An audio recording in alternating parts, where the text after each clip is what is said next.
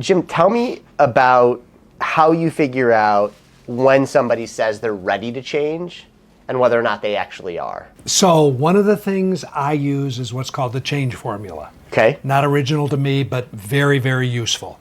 And the change formula, it's basically V, like Victor, V times D plus Fs greater than R equals C. All right, go. All right. C is change. Okay. So how do you assess whether a person is ready to change? So V times D plus Fs greater than R. R stands for resistance.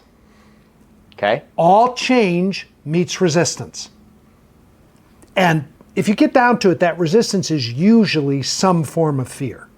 So what's greater than the resistance? Because I know when somebody comes to me, even though they tell me they want to change, they've got resistance. I'll surface those in a minute. But what's got to be greater than the resistance is the V. V is vision. Okay. Vision for a preferable future. A dream, a possibility, a longing. Now it's a multiplier. V times D. D is dissatisfaction with the status quo or pain. I either need to know that you've got a big dream or you've got a lot of pain. Otherwise, you won't overcome the resistance to change.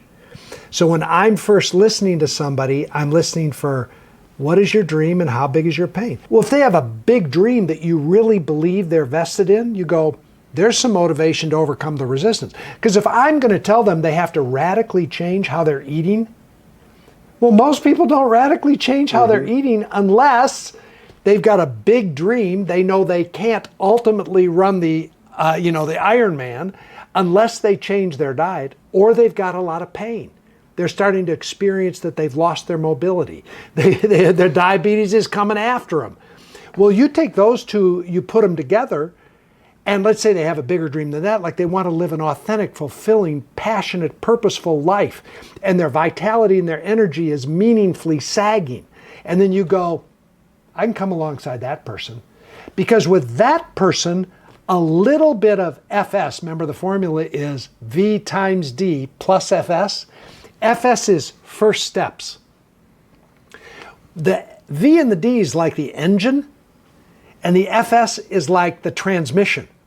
If you get somebody who's highly motivated because they got a big dream or a lot of pain, you don't need a lot in terms of first steps.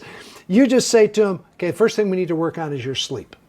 So here's what I want you to do. I want you to do these 5 hygiene things. I want you to buy an 8 sleep. I want you to da-da-da-da-da. And the person goes, great, I'll have it done by Friday. Because their V and their D is so great. And that VD plus some tractionable, actionable items, that's what great coaches can deliver, can give them enough support, like you said, safety, trust, and respectability to overcome their fear so that change occurs.